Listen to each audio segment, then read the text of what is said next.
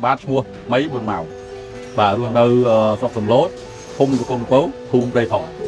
thằng đạm nhóm chia tệ từng mày anh ấy miền Tây tha vì buồn máu nhóm khoa kia diêm trong tình tràn đòn này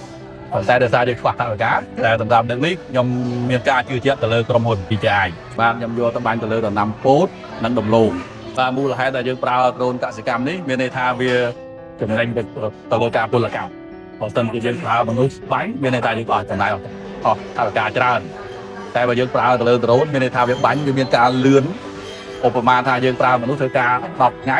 តែដ្រូនធ្វើការតែ2ថ្ងៃឬក៏1ថ្ងៃអាចសម្រាប់ដ្រូននេះអ្វីដែលខ្ញុំតែនិយាយទៅនេះទី1ខ្ញុំប្រើទៅលើការប្រើប្រាស់ខ្លួនឯងទី2បន្ទាប់មកមាន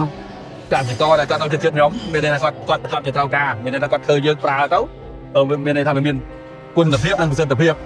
អញ្ចឹងគាត់ប្រកាសជាជួលអាចនឹងជួលខ្ញុំក៏បានដែរពីតាមខ្ញុំគិតសម្រាប់កសិករនៅតំបន់ខ្ញុំណាដោយសាររយៈកាលកន្លងមកសារនៅជិតខ្ញុំហ្នឹងវាអត់មានទេបាទអត់មានអ្វីដែលខ្ញុំចង់ផ្ដាំផ្ញើចង់ឲ្យបងប្អូនមកប្រើdrone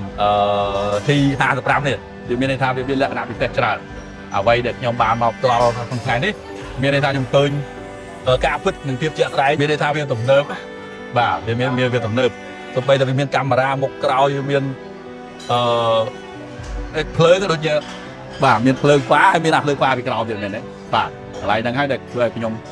ពេញចិត្តហើយក៏ខ្ញុំចង់ឲ្យណែនាំទៅដល់បងប្អូនប្រជាកសិករយើងទាំងអស់គ្នាចូលរួមគ្នាប្រើដ្រូនកសិកម្មទាំងអស់គ្នាដើម្បីផលចំណេញទាំងអស់គ្នា